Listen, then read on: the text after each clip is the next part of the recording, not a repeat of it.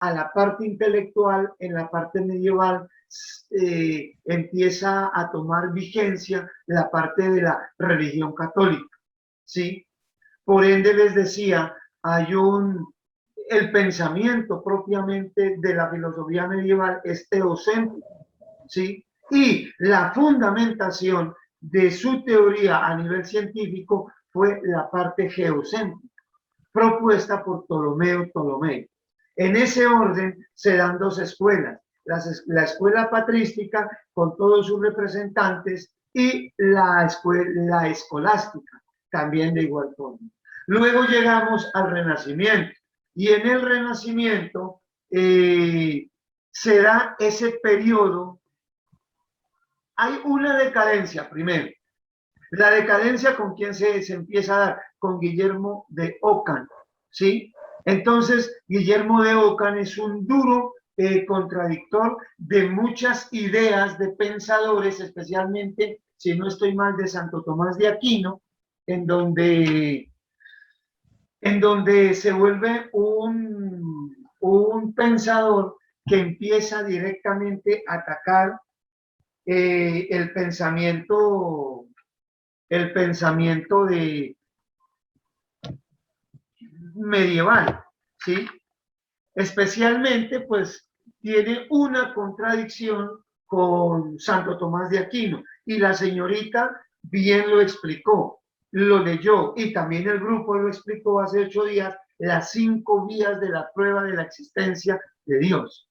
Sabemos que en el periodo medieval hay un juego entre lo que es la fe y lo que es la razón, ¿sí? Entonces, ahí vamos.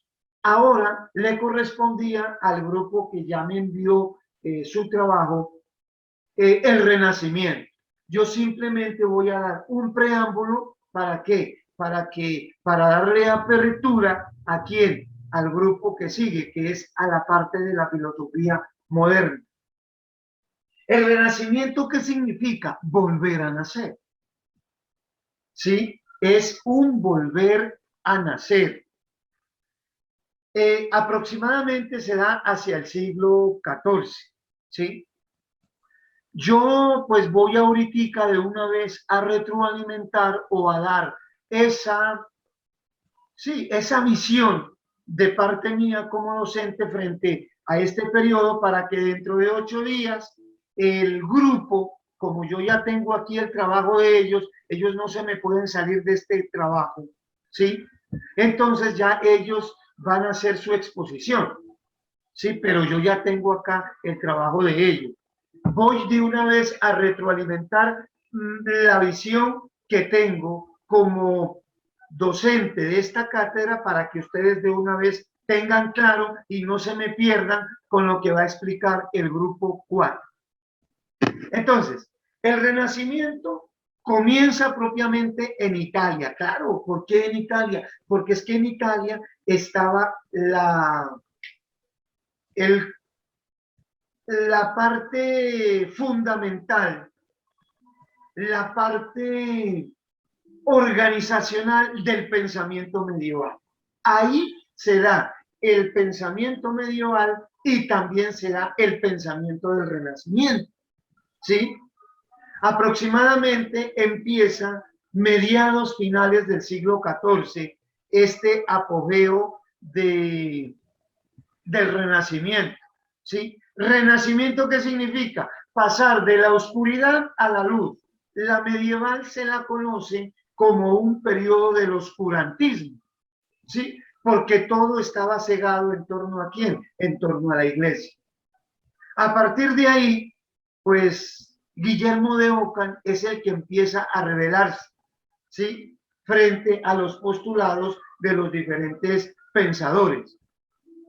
En ese orden, mis estimados estudiantes, empieza a darse el Renacimiento, ¿sí? Es el paso del poder de la iglesia a la política, de la fe a la razón, rotundamente, ¿sí? Es el paso de lo teocéntrico a lo antropocéntrico. ¿Qué significa antropocéntrico? El hombre es el centro de todo lo que existe. teocéntrico, Dios es el centro de todo lo que existe. La visión es totalmente diferente. En el Renacimiento, ¿qué es lo que prima? El espíritu de la libertad. ¿Sí? Miren, y les coloco un ejemplo, lo que está pasando en Afganistán con los talibanes, que son una religión radical. Es algo parecido, ¿sí? En este momento, cuando vivieron el periodo en Afganistán, hacia el año 96, 2001, cuando el régimen talibán estaba en su vida política, social, militar, en el apogeo, tenían una serie de restricciones, porque los talibanes son unos religiosos extremistas, pues obviamente con su religión, ¿cuál? El Islam.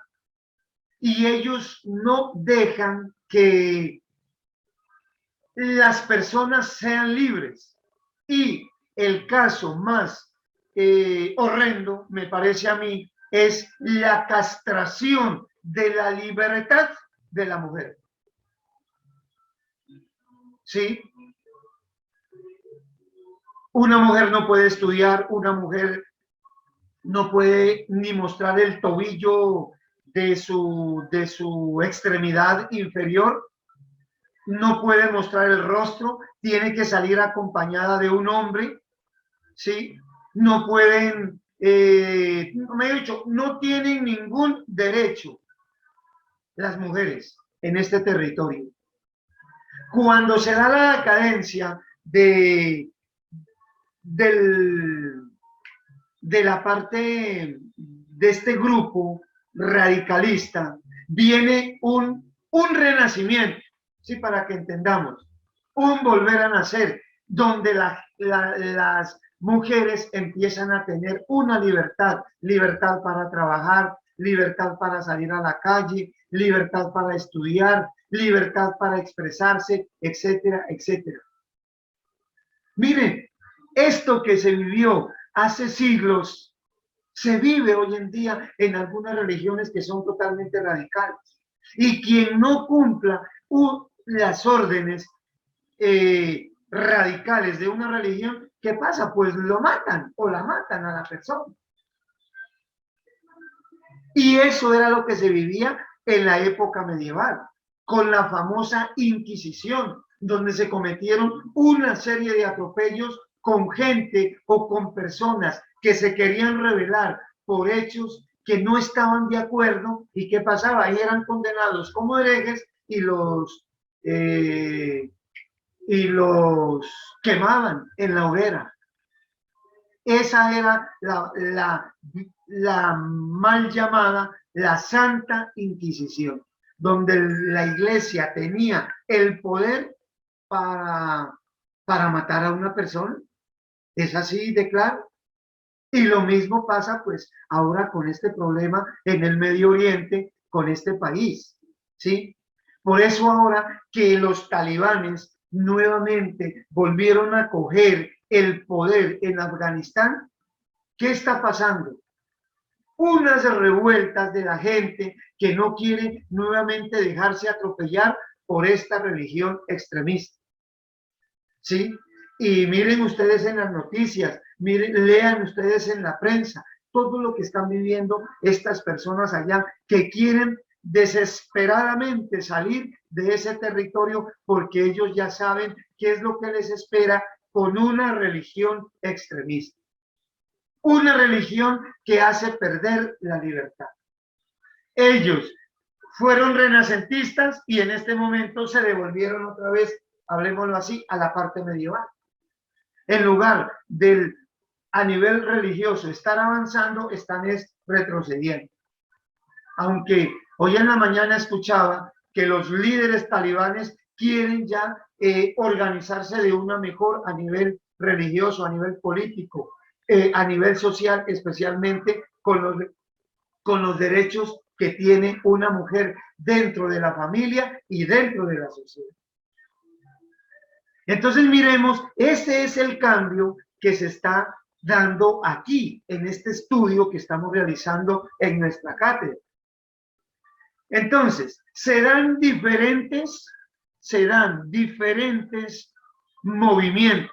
Uno de los movimientos, ¿cuál fue? Fue el humanismo.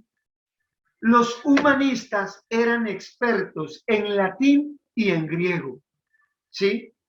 El hombre, como ser racional, tiene la capacidad para encontrar la verdad y practicar el bien por sí sola. No necesita de un ser superior. ¿Para qué? Para encontrar la verdad y para practicar el bien. Entonces, en el humanismo nosotros encontramos a diferentes pensadores, en especial a Dante Alighieri. ¿Quién fue Dante Alighieri? Pues un gran poeta, un gran novelista, donde su famosa obra, ¿cuál es? La Divina Comedia. Y en la Divina Comedia se habla de tres mundos. El mundo terrenal, que es el mundo del pecado, el mundo del purgatorio, donde el alma está pagando por sus pecados cometidos en el mundo, y el paraíso, que el paraíso es el olvido del pecado y la renovación del alma. Y ustedes, por eso uno dice, esta actividad es dantesca. ¿Qué están diciendo con esa parte dantesca? Que da miedo, que es oscura, que es que causa como horror, porque la Divina Comedia es esa, ¿sí? Entonces, ¿qué es lo que pretende Dante con la Divina Comedia? Dar una visión profética del viaje que tiene Dante a través de los tres mundos, ¿sí? Él en la Divina Comedia, él lo que expresa es una visión en torno a lo que puede pasar después de, en este caso, después de la muerte. El objetivo de Dante Alighieri es promover la renovación del mundo, ¿sí? Entonces, a nivel humanista, pues Dante Alighieri es fundamental. ¿Aparece quién? Aparece Petrarca. ¿Petrarca quién es? También es un poeta italiano. Su obra importante fue el Cancionero, perdón. Es el modelo de poesía del Renacimiento. Estos sonetos de esta poesía son inspirados en una musa, en una mujer, en una dama bella, hermosa, pero que fue un amor no correspondido. Y miren, ese desamor que tuvo Petrarca lo llevó a realizar una obra famosísima denominada Cancionero, que son unos poemas de amor. Aquí se refleja la pasión amorosa que sentía Petrarca por esa mujer. Y obviamente, para un enamorado, para una enamorada, Cancionero es una obra muy bonita. ¿Para qué? Para uno leerla y tener una inspiración a nivel del romanticismo. Está también Giovanni Boccaccio, que también es otro literato, poeta italiano. La obra de él, ¿cuál es? La obra es conocidísima, el famoso Decamerón, ¿sí? Y en el Decamerón se habla también de lo que vivió el mundo a través de una peste que se dio, ¿sí? Y entonces a partir de ahí se empieza pues a elaborar toda una organización, ¿sí? A nivel de esta literatura. Esta obra trata los aspectos humanos, ¿sí? Que vive el ser humano a través de estos acontecimientos. El hombre es el artífice de su propio destino, sin merced de la gracia divina. Hay también un escritor famosísimo, Montaigne, ¿sí? Que recoge las experiencias humanas de autores pasados y las pone a prueba con relación a sus propias experiencias. Él promulga la vida interior como algo espiritual, pero no la vida religiosa, como se llevó a cabo en la Edad Media. Es totalmente diferente. No mira el yo espiritual, sino los asuntos y las cosas cotidianas que vive el ser humano dentro de la sociedad. Eso es, digamos, como un preámbulo a nivel del humanismo. Ya a nivel político aparece una visión totalmente diferente. Y este movimiento político surge y se da a través de ¿quién? A través de Nicolás Maquiavel. Y todo el mundo sabe por el colegio o por tertulias académicas que se hacen de pronto en el colegio, en la universidad. ¿Quién es Maquiavelo? Uno le dice a la otra persona, no seas tan maquiavélico.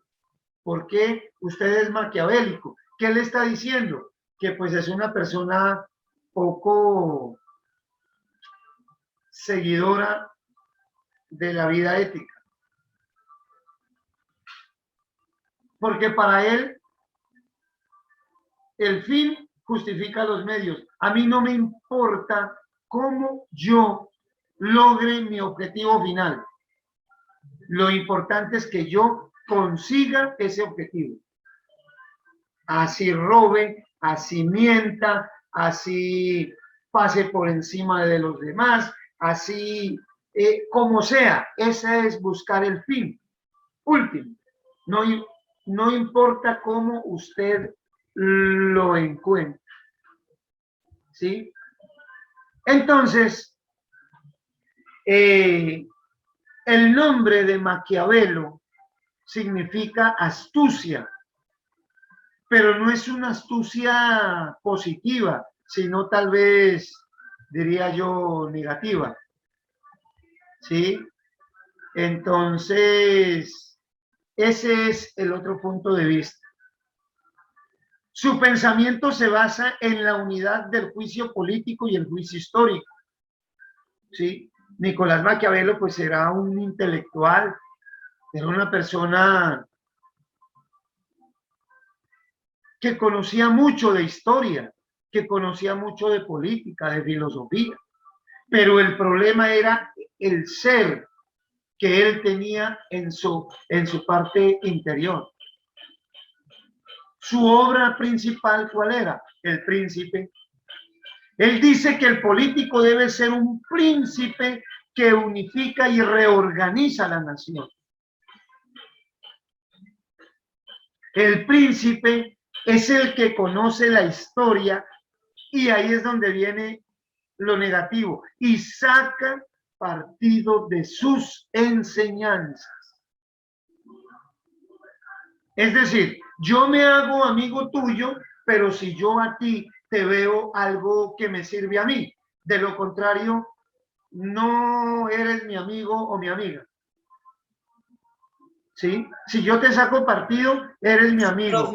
Si no te saco partido, pues no me sirves y no voy a estar, pues, ¿sí? Como pendiente de esto. Profe. ¿Sí?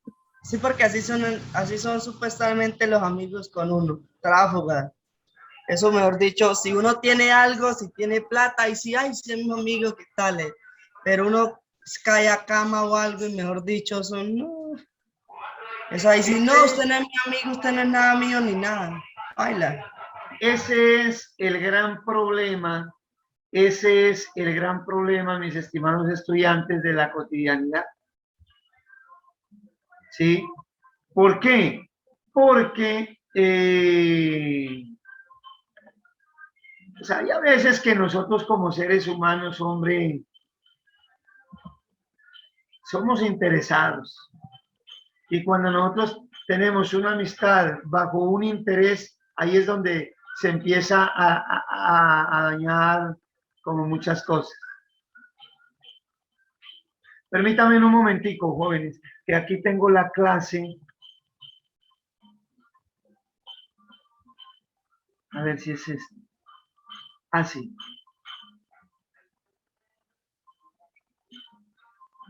Sí, entonces déjenme, voy a de una vez porque si no me confundo.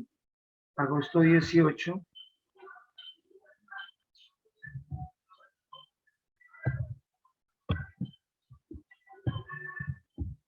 Sesión 1.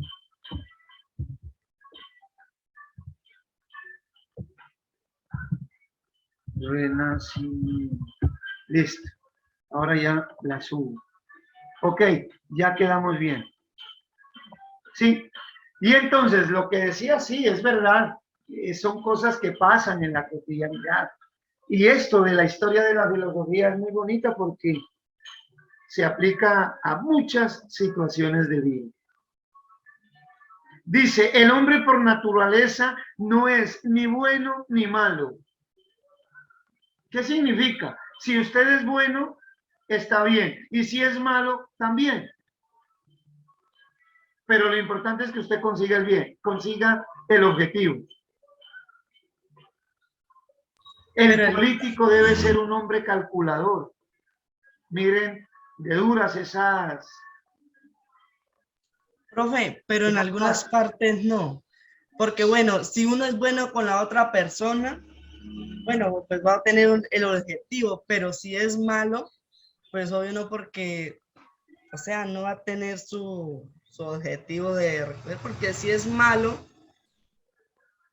pues cómo se va a ganar la confianza, por ejemplo, de la otra persona para obtener su objetivo o algo así, ¿no?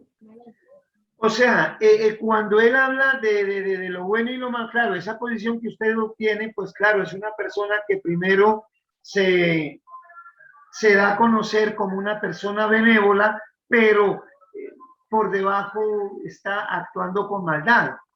Y hay otras personas que bajo la maldad imponen su poder. ¿Sí? Por lo menos. El caso que les colocaba a nivel político de lo que está pasando en Afganistán. ¿Sí? ¿Qué pasa? Ellos, como la gente le tiene miedo porque son unas personas malas, que ellos matan, ellos torturan, entonces la gente, ¿qué pasa? Porque miran la maldad, la gente agacha la cabeza y sí señor, lo que ellos digan, eso lo hacen, pero es por temor ¿a qué? A que su maldad recaiga sobre ellos. ¿Sí? Y esa, miren, es también una ley que impera todavía en el siglo XXI. El político debe ser calculador, o sea, manejar bien su estrategia para llegar a su objetivo. El político no ha de saber emplear, o sea, el político emplea el mal cuando es necesario, pero si hay que emplearlo, hay que emplearlo. Así de sencillo. Si usted como X, Y persona no quiere acatar las órdenes, bueno, entonces nos tocará ya por la parte maluca para que usted entienda que tiene que cumplir lo que se está diciendo a nivel político.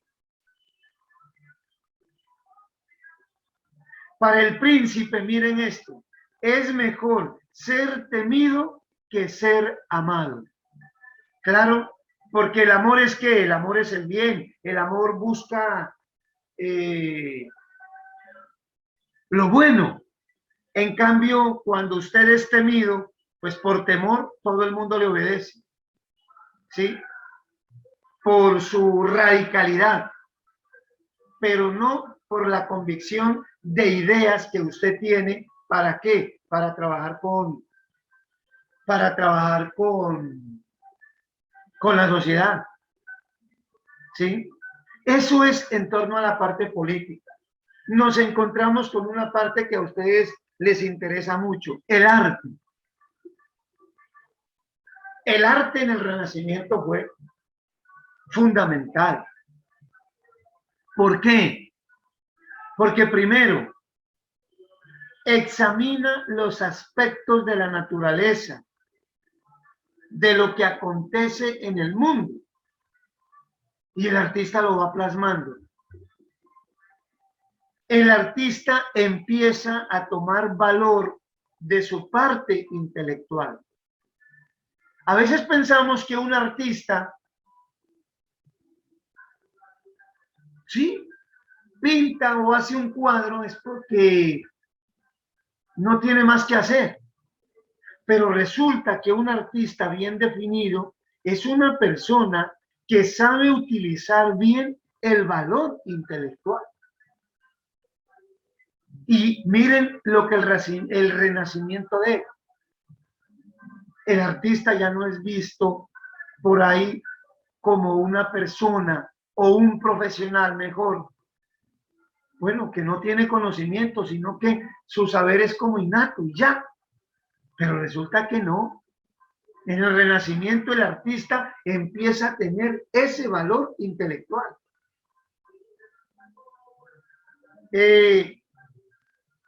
Para el artista del Renacimiento pasa a tener relevancia fundamental los paisajes, los efectos de la luz.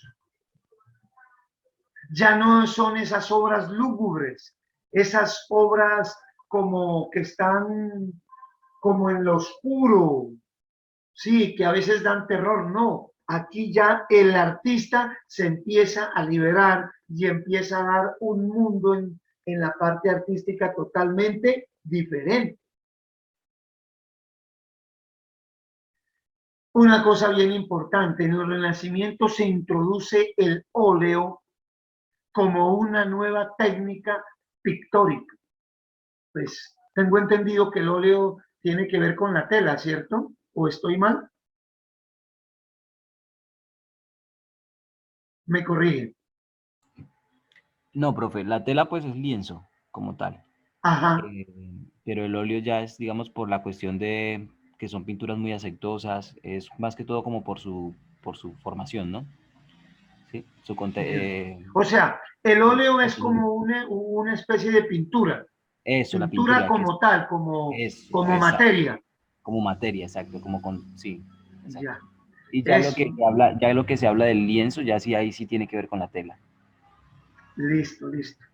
Gracias, gracias con eso, porque a veces uno que no entiende mucho de la parte de la pintura tiende a confundir que el óleo tiene que ver con la parte de la tela. Pero en sí, ellos introducen esta técnica, ¿sí? Que es una técnica que creo que hoy también es muy utilizada, ¿cierto? Por los grandes pintores, ¿cierto? O ya esta técnica no la utilizan mucho hoy en día. No, sí, sí se utiliza, pero creo que también se utiliza bastante la acrílica. Es un poquito más acrílica, pintura acrílica. Sí. Que es un poquito más espesa que el óleo, porque el óleo es mucho más aguadito. Ok.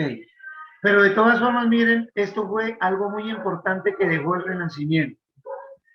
¿Quiénes son ya los personajes importantes aquí? Leonardo da Vinci, fundamental.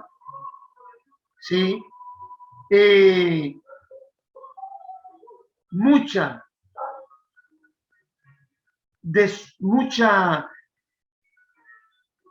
parte de su producción pictórica quedó inacabada. ¿Sí? Porque era una persona que no solamente era dedicado al arte. Leonardo da Vinci era un gran filósofo, era una persona que profetizaba las cosas. Sí,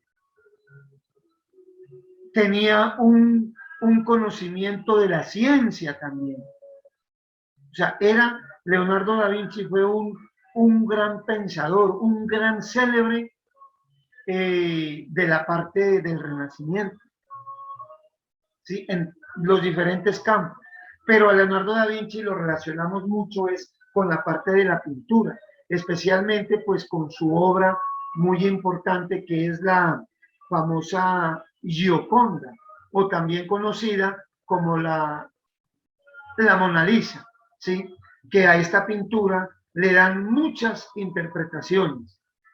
Y aún las personas que entienden mucho de arte se dan cuenta que no saben qué es en sí con esta obra, qué es lo que quiso dar a conocer verdaderamente Leonardo da Vinci. Ese era el gran secreto que él marcaba o impregnaba en sus grandes obras de arte. Otra, él también trabajó La Última Cena, La Virgen y el Niño, y bueno, y una cantidad de obras, ¿sí? Pero dentro de las más reconocidas, ¿cuál es? Pues La Última Cena y la Mona Lisa. Aparece Masaccio, ¿sí? Masaccio, su estilo era más simple a nivel artístico y su representación, él trabajaba mucho la parte tridimensional en sus obras y obras importantes que él tiene es la Expulsión del Paraíso y la otra, la parte de los Reyes Magos, la adoración pues que ellos hacen al Hijo de Dios que viene al mundo y es adorado por unos magos con los tres minerales preciosos, incienso, mirra y oro.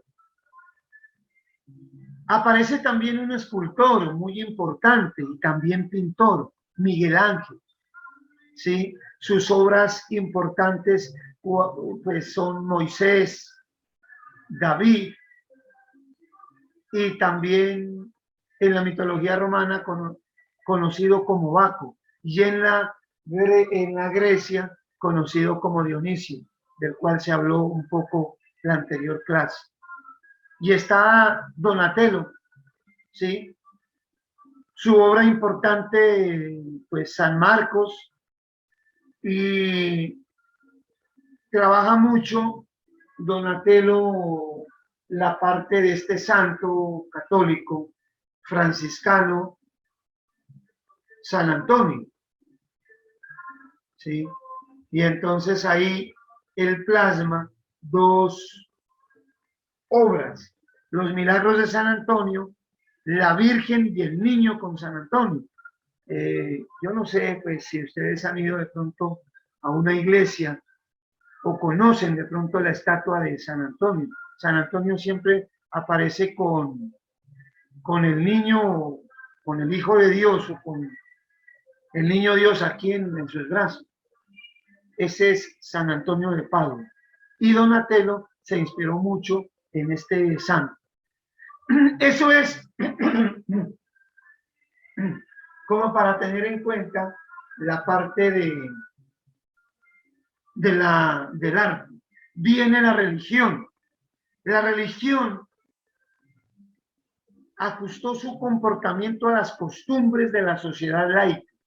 Ya no era solamente la iglesia.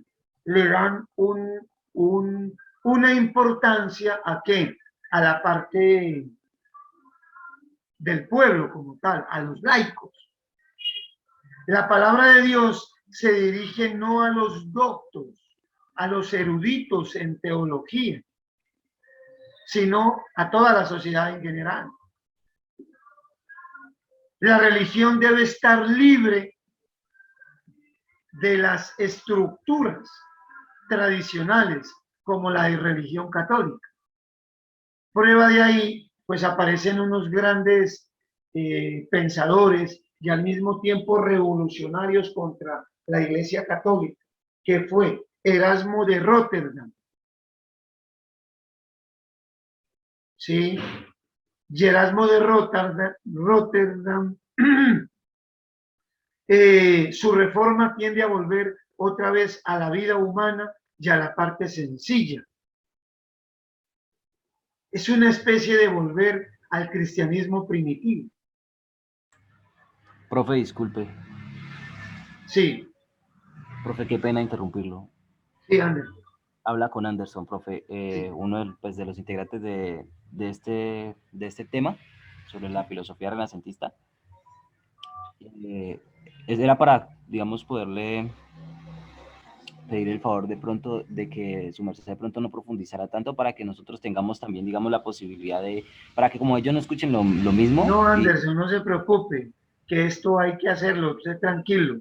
Así Bueno. quedan los conocimientos más reforzados. Ok, bueno. Yo sé que más o menos ustedes van a manejar algo similar, porque yo ya miré lo de ustedes, no se preocupen. Por eso le dije, joven Anderson, usted no se preocupe, tranquilo. Usted haga lo que tiene que hacer. Simplemente yo estoy dando mi retroalimentación para que dentro de 8 días, o sea, porque como yo a veces me extiendo mucho, ¿sí me hago entender, Anderson? Sí, señor. Entonces, porque no alcanzamos dentro de 8 días.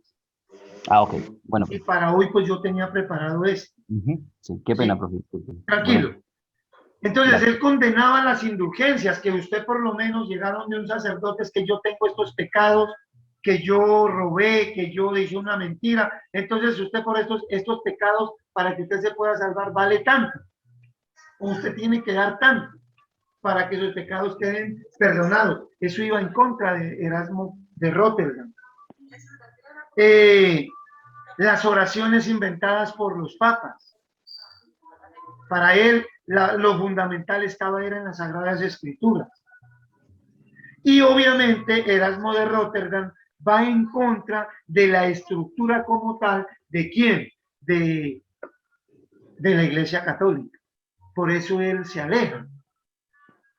Y su obra importante de Erasmo de Rotterdam es Elogio de la Locura, pues donde habla de todos estos aspectos que yo les estoy comentando. Y aparecen unos dos revolucionarios con los cuales nace el protestantismo, que es Martín Lutero. De Martín Lutero nace el protestantismo, porque él fue un sacerdote y se rebela con la Iglesia Católica, y él dice que por qué un sacerdote no puede estar casado. Entonces, él se rebela y también él como sacerdote se saca una monjita y se casa con la monja. O se unen, pues, se empiezan a vivir ellos como marido y mujer, si tienen una relación sentimental, y a partir de ahí empieza a nacer el protestantismo con Martín Lutero, y con Juan Calvino nace lo que se conoce como el calvinismo. Y el último tópico, ¿cuál es? La ciencia.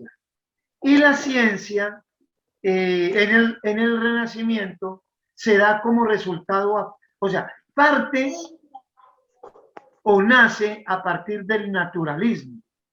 Pues los que trabajan en el naturalismo, ¿quiénes son?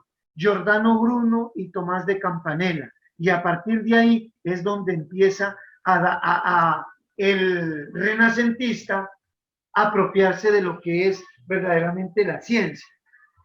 Y aparece una persona que revolucionó la ciencia del medioevo, como fue Nicolás Copérnico.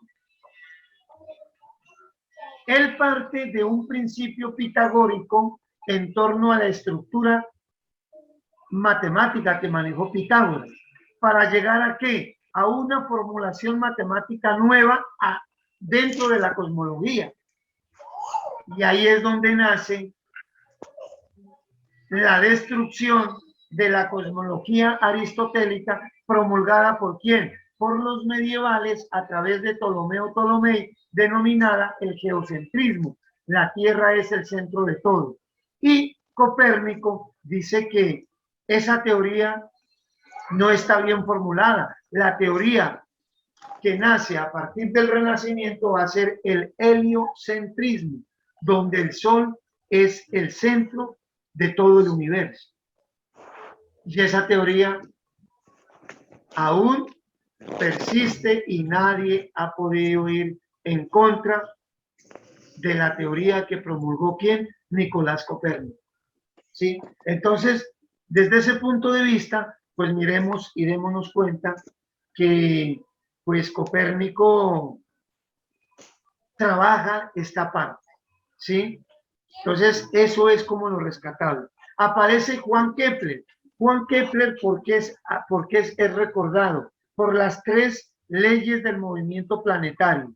La primera, él dice que los planetas giran alrededor del Sol en órbitas elípticas.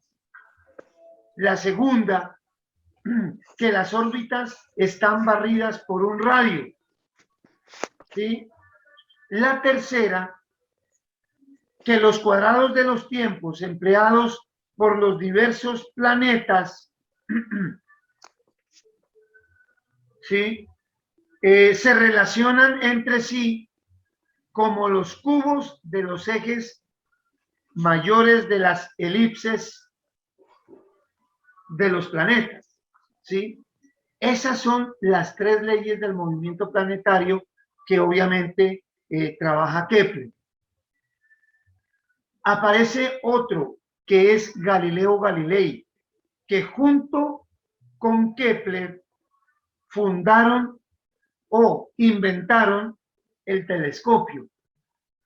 Por medio del telescopio descubrieron que la Vía Láctea es un conjunto de estrellas. Y obviamente descubrieron las leyes que rigen la caída de los cuerpos. Es decir, la gravedad. Entonces, miren que esto es supremamente importante. ¿Sí? ¿Por qué? Porque a través de la ciencia es donde el mundo se empieza a despertar. Y otro filósofo importante es Francis Bacon. Y Francis Bacon también retoma la visión aristotélica en una obra que él tiene, el Organón, y la renueva con una obra que él tiene que se llama el Novum Organum. ¿Sí? Porque aquí dice que en el Novum Organum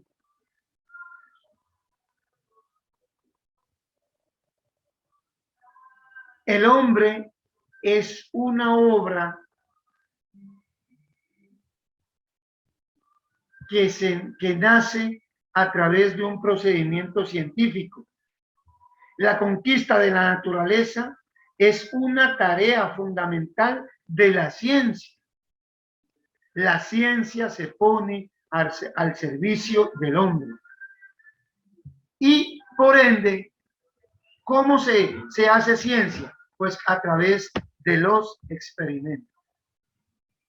¿Sí? Este es como un barrido ¿de qué? Un barrido de lo que es el renacimiento dentro